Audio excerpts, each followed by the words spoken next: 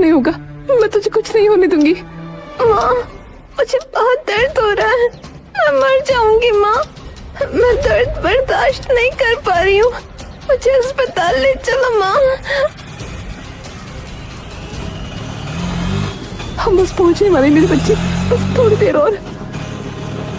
थोड़ी देर बाद, डॉक्टर साहब देखिए ना, मेरी बेटी को क्या हो रहा है। देखिए, आप यहीं पर वेट कीजिए, हम इनका चेकअप करते हैं। डॉक्टर कमला की बेटी राधा का चेकअप करने लगते हैं। मैम, आपकी बेटी का कोलेस्ट्रॉल बहुत ज्यादा बढ़ा हुआ है। इतनी सी उम्र में कोलेस्ट्रॉल इतना बढ़ना कोई आम बात नहीं है। डॉक्टर राधा का इलाज शुरू करते हैं।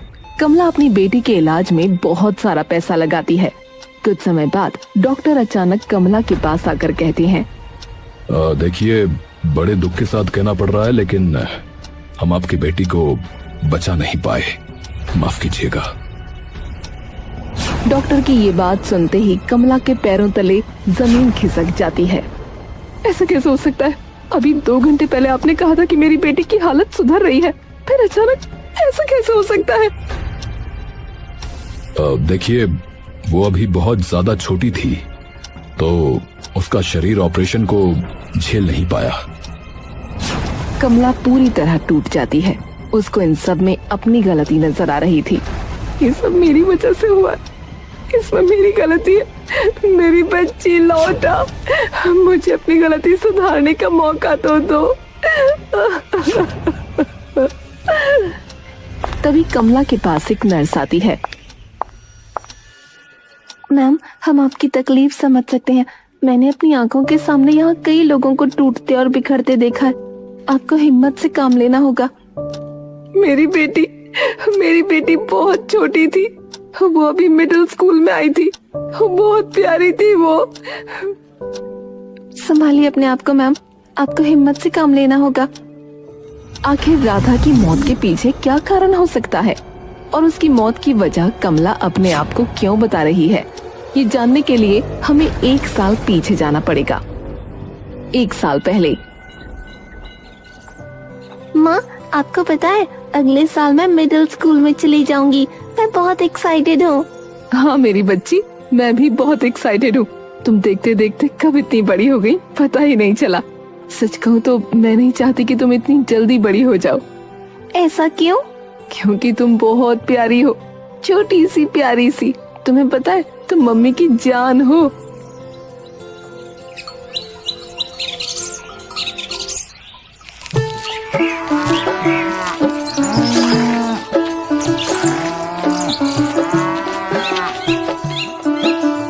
तभी दरवाजे पर किसी ने दस्तक दी।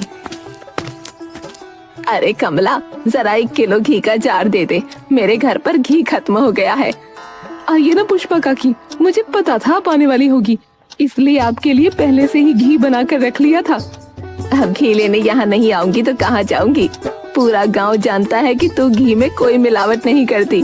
अब हम तुझसे घी नहीं लेंगे तो किससे लेंगे? ये लीजिए आपके घी का जार। हाँ दे दे, इसके पैसे तुझे मैं बाद में दूंगी। लेकिन काकी, आपने मुझे पिछले महीने के भी पैसे अभी तक नहीं दिए। नहीं दिए? कैसी बात कर रही है?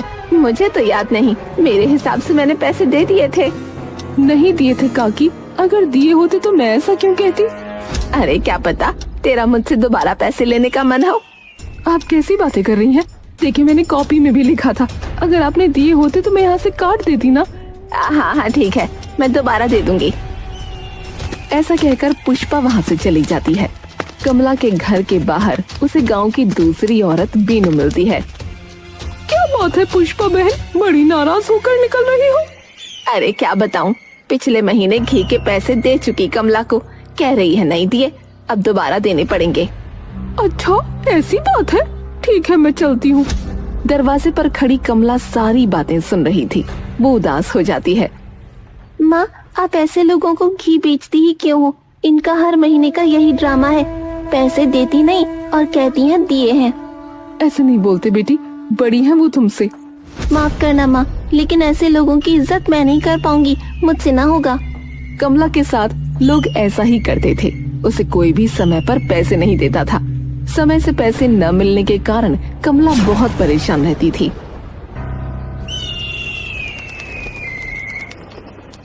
माँ, कल स्कूल में फंक्शन है। बड़ी क्लास के बच्चे अलग अलग चीजों का स्टॉल लगाएंगे और हमें वो खरीदना होगा। इसलिए मैडम ने कहा है सभी को पैसे लेकर आने हैं। कल जाने से पहले आप मुझे कुछ पैसे दे दीजिएगा। राधा के ऐसा कहने पर कमला अपना बटुआ चेक करती है। मेरे पास तो पैसे हैं ही नहीं। जो पैसे थे उनमें से सुबह आटा और चावल ले आई थी। अब क्या करूं? अब राधा बेटा, मैं तुम्हें सुबह स्कूल जाने से पहले पैसे दे दूंगी, ठीक है? कमला उन लोगों से पैसे मांगने चली जाती है जिन्होंने उससे उधार में घी खरीद रखा था।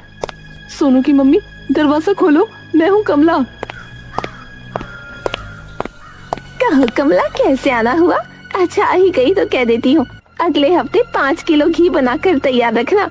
मेरे भाई की शादी है तो मायके लेकर जाऊंगी। ओहो, मैं तो भूल ही गई। कहा तुम क्यों आई थी? सोनू की मम्मी, तुमने पिछले महीने 3 किलो घी उधार लिया था। मुझे वो पैसे चाहिए, मैं वही लेने आई थी। अरे लेकिन मैं तुम्हें इकट्ठे पैसे दे तो देती हूँ। अभी इनको पैसे नहीं मिले हैं, मिलेंगे तो तुम्हें सारे पैसे देकर ही मायके जाऊंगी। लेकिन मुझे तो अभी जरूरत है पैसों की। तुम भी गजब करती हो बहन। अब मैं तुरंत पैसे लेकर कहाँ से आऊँ?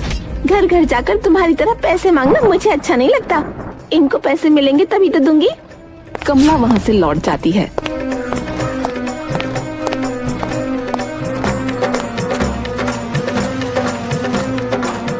वो कई घरों में जाती है लेकिन उसको अपने पैसे कहीं से नहीं मिलते।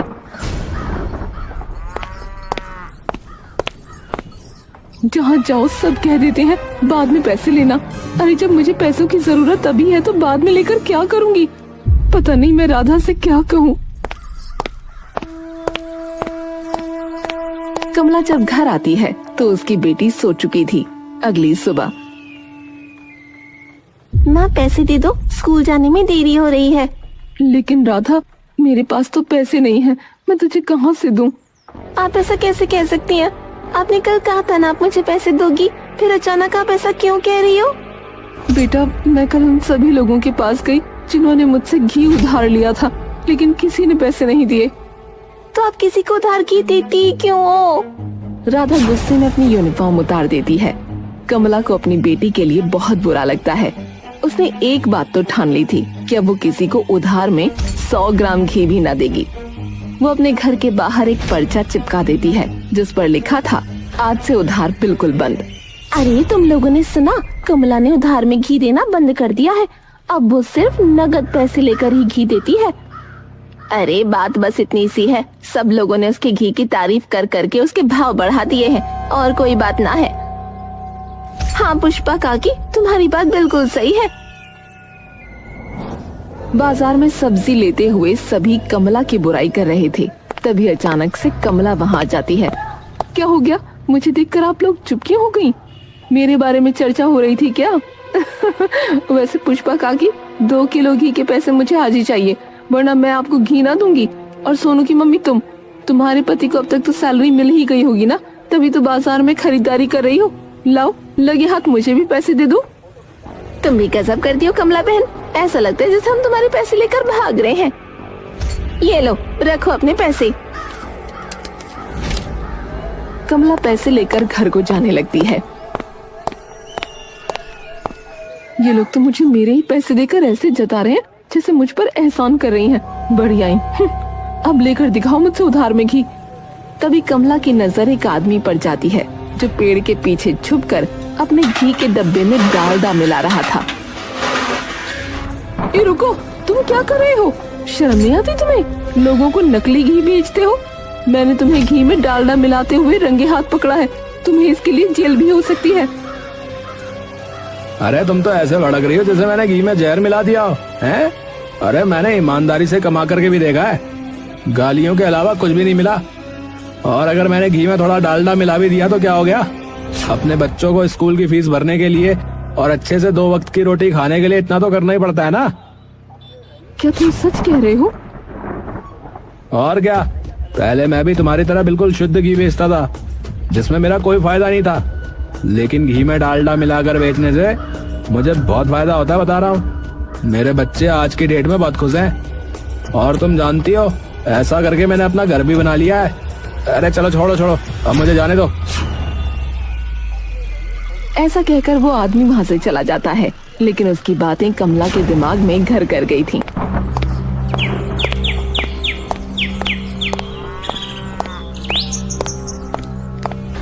वो घर पहुंची, लेकिन अभी भी उसके दिमाग में वही सब चल रहा था। वो अपनी बेटी का चेहरा देखती है, जो स्कूल न जाने के कारण बहुत उदास थी। मैंने भी बहुत ईमानदारी दिखा ली, कोई फायदा नहीं होता। और फिर मैं किसके लिए ईमानदार रहूं? इन गांव वालों के लिए, जो पीठ पीछे मेरी लाखों बुराइयां करते हैं, ऊपर से पैसे भी समय पर नहीं देते। किसी ने सही ही कहा है, जब घी सीधी उंगली से न निकले तो उंगली टेढ़ी करनी चाहिए। फिर क्या था, कमला ने अपने घी में ढेर सारा डालडा मिला दिया और दाम भी थोड़े से कम कर दिए। अरे बहन देख, कमला ने तो घी के दाम कम कर दिए। लगता है कल सबकी बातें सुनकर अकल ठिकाने आ गई। चलो अच्छा है, हमें सस्ते में बढ़िया घी मिल रहा है। कमला बहन, मुझे 1 किलो घी चाहिए, तुम्हारे पास होगा? अरे तुम उसकी फिक्र मत करो, मेरे पास बहुत सारा घी है। तुम्हें क्या 5 किलो भी ले सकती हो, लेकिन याद रहे पैसे मुझे हाथों हाथ चाहिए। हाँ हाँ ठीक है, पैसे तुम्हें हाथों हाथ मिल जाएंगे।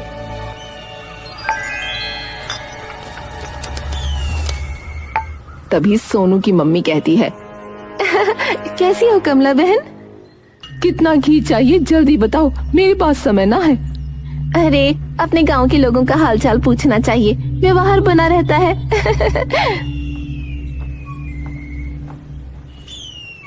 जरूर उधार घी मांगने आई होगी, तभी इसके मुंह से शहद टपक रहे हैं, लेकिन इसका कोई फायदा न होगा। अरे कहाँ खो गई? मैंने तुम्हें बताया था ना, मेरे भाई की शादी होने वाली है, इसलिए मुझे 5 किलो घी चाहिए। पैसे मैं तुम्हें जल्दी दे दूंगी। मुझे पता है तुमने उधारी बंद कर दी है, लेकिन हम तो अगल बगल में ही रहते हैं ना, हमारी बात अलग है। माफ करना सोनू की मम्मी, बात जब उधारी की होगी तो मेरे लिए सब एक बराबर है। अगर आपके पास पैसे हैं तो ही घी मिलेगा, वरना नहीं। तुम तो सच में बहुत घमंडी हो गई हो कमला। ये लो पकड़ो पैसे और लाओ घी दो जल्दी। आज पहली बार सारे ग्राहकों ने कमला को नकद पैसे दिए थे और डालडा मिलाने के बाद भी घी भी ज्यादा हो गया था, इसलिए आज कमला के हाथ ढेर सारे रुपए लगे। अरे बाप रे, इतने सारे पैसे! मैं इन्हें देखकर कहीं पगला ना जाऊं। मैंने जिंदगी में कभी इतने सारे पैसे एक साथ नहीं देखे। मैं आज बहुत खुश हूँ। उस आदमी की बात तो सच निकली। अब मैं इन पैसों से अपनी बेटी के लिए नए कपड़े लेकर आऊंगी। कमला बाजार से राधा के लिए ढेर सारे कपड़े लेकर आती है। माँ मैं घर आ गई। आ गई मेरी बच्ची, मैं तेरे लिए ढेर सारे कपड़े लेकर आई हूँ और साथ ही अपने घर के घी से मैंने तेरे लिए ढेर सारी मिठाइयाँ बनाई हैं। आज कुछ खास है क्या माँ? वैसे कुछ खास तो नहीं है, लेकिन आज का दिन बहुत अच्छा है। ये ले तू मिठाइयाँ खा और बता कैसी बनी है। ये तो बहुत स्वादिष्ट है। मम्मी, आज पहली बार आपने अपने घर के बने घी से मुझे कुछ बनाकर खिलाया है। आज घी की बिक्री नहीं हुई थी क्या? हुई थी ना, और वो भी बहुत ज्यादा। तुझे पता है अपने गांव वाला हलवाई है ना? हाँ, जिसके समोसे कचौरी मुझे बहुत पसंद है। हाँ हाँ वही। उसने कहा है अब वो हर महीने हमसे 10 किलो घी लेकर जाएगा, और वो भी नगद पैसा देकर। मैं बहुत खुश हूँ। अच्छा तो ये बात है। अब राधा और कमला की जिंदगी बदल चुकी थी।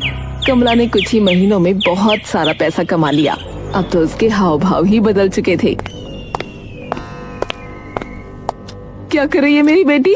अरे तुम आज फिर से समोसे को चोरी खा रही हो। बेटा ये सारी चीजें नुकसान करेंगी। नहीं मम्मी, कुछ नहीं होगा। आखिर वो हलवाई हमारे घर के शुद्ध देसी घी से तो सारी चीजें बनाता है, तो भला मुझे क्यों नुकसान होगा? राधा की मासूमियत और अपनी माँ पर इतना भरोसा देखकर कमला को अजीब लगता है। कहीं न कहीं ये बात उसे परेशान करने लगती है। मुझे ऐसा क्यों लग रहा है कि मैं कुछ बहुत गलत कर रही हूँ, लेकिन इसके पीछे मेरे इरादे गलत नहीं है, तो मैं कैसे गलत हुई?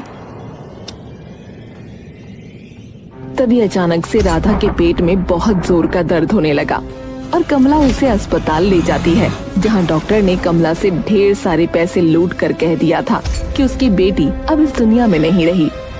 इस खबर का कमला के दिमाग पर बहुत गहरा असर पड़ा। वो पागलों जैसा व्यवहार करने लगी।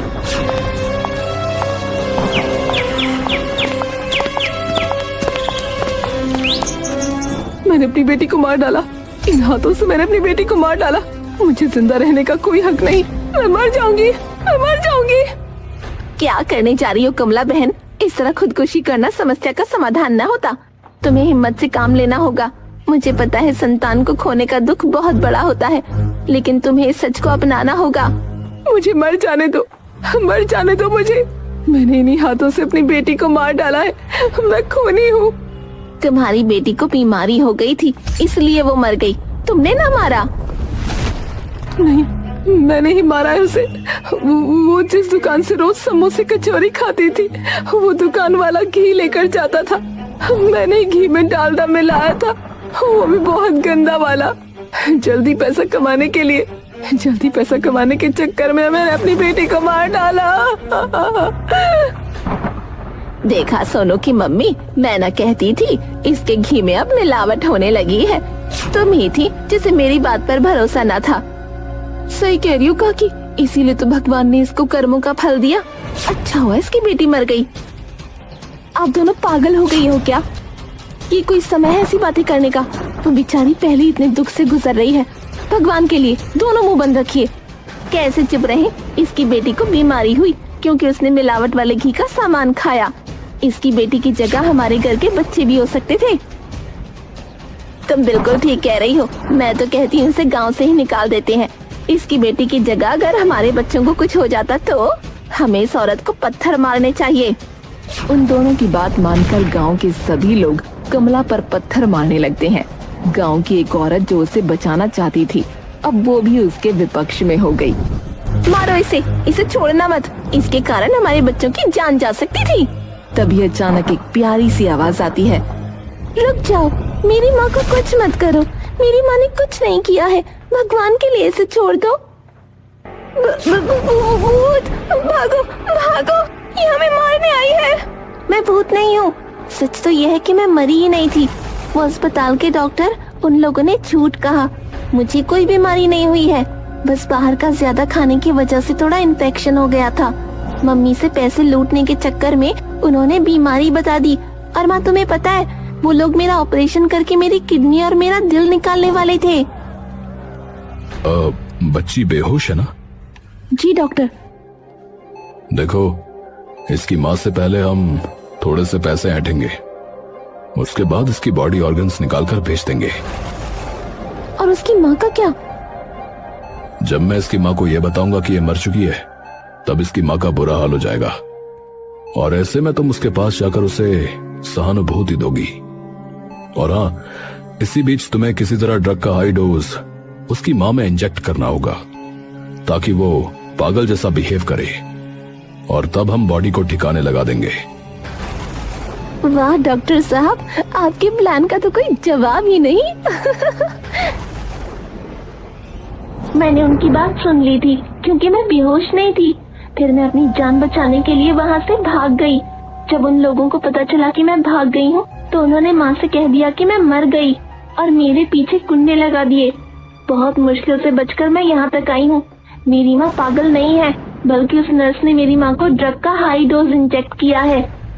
राधा की आप बीती सुनकर गांव वालों की आंखों में आंसू आ गए। राधा गांव वालों से अपनी माँ की तरफ से माफी मांगती है। सब उसे माफ कर देते हैं। एक बार फिर से राधा और कमला नए सिरे से ईमानदारी से अपना काम करके अपनी जिंदगी की नई शुरुआत करते हैं।